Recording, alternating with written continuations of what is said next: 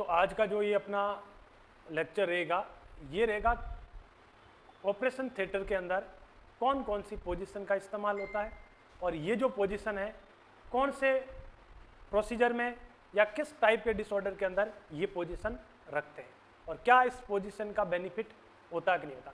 तो एक आदमी ने, किसी ने कहा कि किसी भी काम का जो सक्सेस है, किसी भी काम का जो सक्सेस है, इस सक्सेस का 50% डायरेक्ट क्रेडिट जाता है पोजीशन का। यानी कि आपकी स्थिति यदि सही है तो वो काम आपका सक्सेस है, और यदि आपकी स्थिति ठीक नहीं है तो वो काम गलत है। मैं एक बताता हूँ, जब मेरा ऑपरेशन थिएटर में ड्यूटी था, मैं ऑपरेटिंग नर्स था, तो वहाँ से काफ़ी टाइम से 3-4 जो सर्जन थे वो लीवर के अंदर विपल प्रोसीजर जो है ऑपरेट कर रहे थे। तो कुछ उनको वहाँ स्पेस एक्सपोज नहीं हो रहा था और मिल नहीं रहा था, काफ़ी टाइम से कुछ वो करना चाह रहे थे और वो रिसेक्शन या कुछ उसमें कर नहीं पा रहे थे। फिर एचओडी सर आए। एचओडी सर का आते ही उसका एक ऑब्जर्वेशन किया मैंने, वो आते ही क्या देखते, चश्मा रखते थे, चश्मा के ऊपर से यूं देखते कि कौन सा बंदा कहाँ खड़ा है ना। वो आते ही लोकेशन देखते हैं, हम कैसे खड़ा है, एनेस्थीसिया वाला कैसे खड़े है, वो कैसे खड़े है, सब टेबल वगैरह सही से है कि नहीं है, और हमारे सर्जरी वाले बंदे कैसे खड़े। तो आते ही वो टोकता था और आया कि बोला कि बच्चों कुछ गड़बड़ है क्या। हाँ सर थोड़ी गड़बड़ है, आप थोड़ा आओ। तो स्क्रब होके वो आए और उन्होंने आते ही बोला कि इस ओटी टेबल को क्या करें, थोड़ा सा टिल्ट करें, थोड़ा सा टिल्ट करें। टिल्ट करते ही वो सारे जो ऑर्गन थे वो साइड में हो गए, और उस साइड में क्या हो गया, एक एक्सपोज हो गया, जगह मिल गई, और 2 मिनट में काम हो गया। फिर वो चले गए, हो गया, कर दोगे, कर देंगे। तो फिर वो लोग चर्चा कर रहे हैं कि ये अपन पिछले 15-20 मिनट से अपन ट्राई कर रहे हैं, अपन से नहीं हुआ। तो मैंने उस चीज़ को समझा कि यदि कोई भी आप काम करते हो ना, लोकेशन पोजीशन बड़ी इंपॉर्टेंस।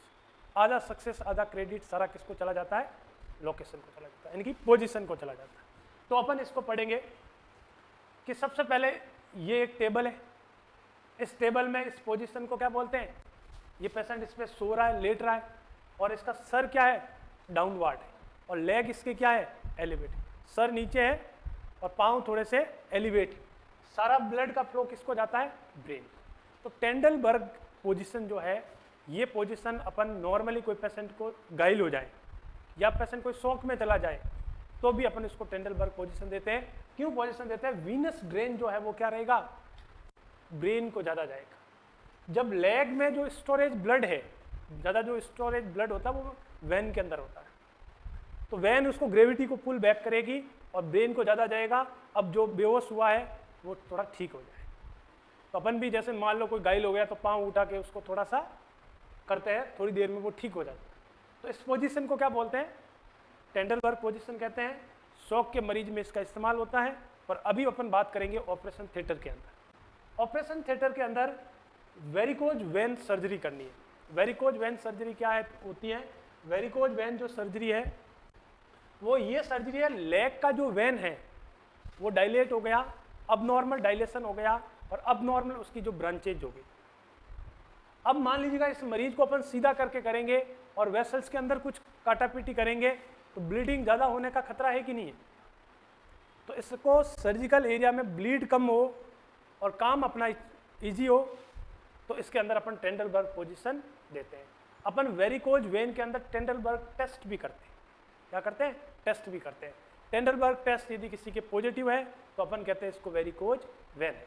टेंडलबर्ग टेस्ट में क्या करते हैं, लेग एलिवेशन करते हैं, और वेरिकोज वेन के अंदर कौन सी पोजीशन देते हैं, टेंडलबर्ग पोजीशन देते हैं। ये डायरेक्ट क्वेश्चन जो है पूछा हुआ है, और ये भी पूछा हुआ है शॉक के मरीज में कौन सी पोजीशन देते हैं, टेंडलबर्ग। और टेंडलबर्ग टेस्ट किस में करते हैं, वेरिकोज वेन के अंदर। 3 चीज आपको मालूम चल गई। नेक्स्ट जो चीज है,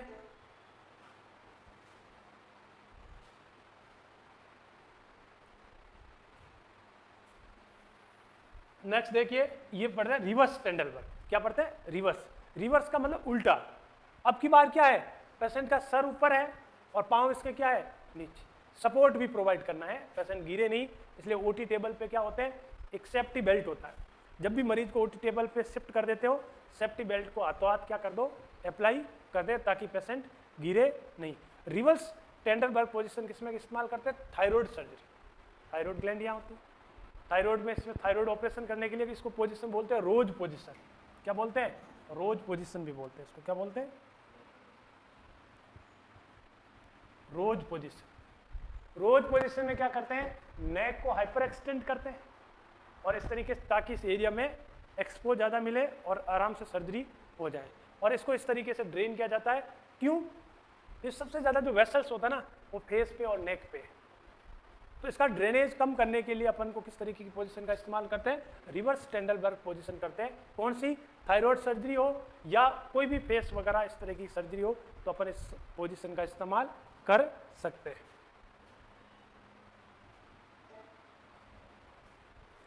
ये किस तरह की पोजीशन दिख रही है आपको? किस तरह की दिख रही है? सीधा लेटा है और थोड़े से इसके लेग क्या है? एलिवेट, और यहाँ फुट पैडल पे इसके फुट को क्या कर रखा है? सेफ्टी कर रखी है ना, उसको सिक्योर कर रखा है। और लियोपोल्ड डेविस पोजीशन इसको बोलते हैं। इस तरह की पोजीशन अपन तब करते हैं जब हमें लेग का कोई करना है या फिर अपन लेप्रोस्कोपिक प्रोसीजर करना है। इसमें टेंडलबर्ग तो है प्लस लेग क्या है? थोड़े से स्प्लिट है, तो ये पोजीशन अपन इसके अंदर लेप्रोस्कोपिक प्रोसीजर के अंदर इस्तेमाल करते हैं। अगली जो पोजीशंस हैं, जैक नाइफ पोजीशन। इसको क्या बोलते हैं? Jack knife position. Jack knife position यानी जैक नाइफ चाकू आता है ना वो खटके वाला है, सही उसको बोलते हैं जैक नाइफ, चाकू जैसे।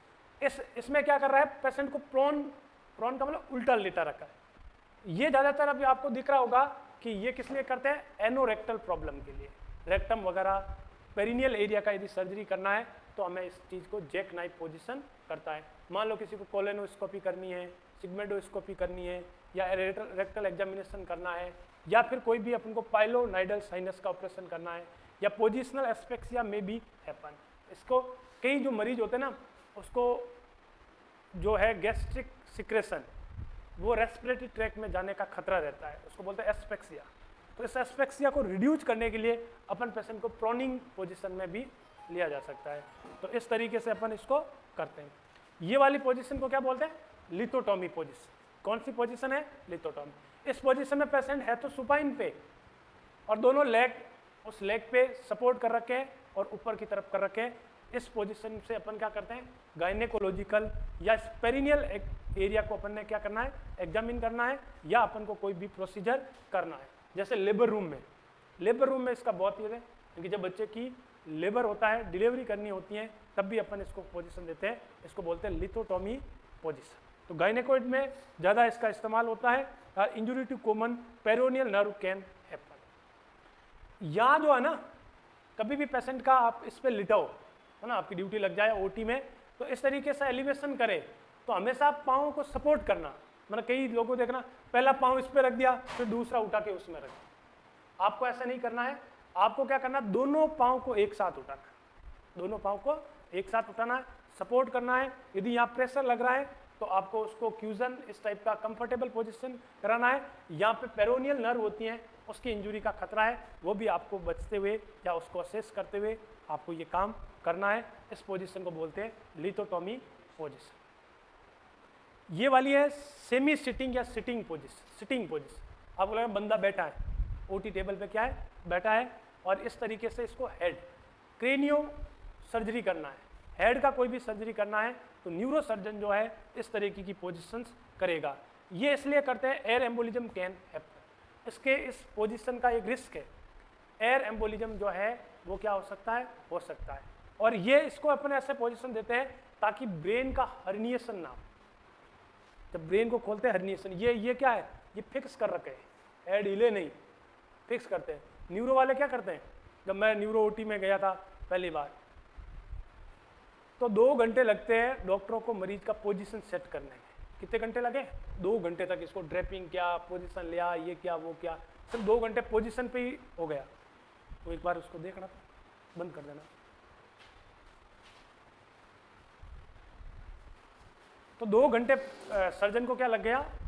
पोजीशन देने में, क्योंकि इसको पोजीशन बहुत इंपॉर्टेंट रोल है, पोजीशन का बहुत बड़ा रोल है। और पोजीशन देने में मरीज को आपको एनेस्थीसिया देने के बाद में ये सारा काम करना होता है, तो इसमें वक्त भी बहुत लगता है। फिर ऑपरेशन मुश्किल से आधे घंटे में हो गया।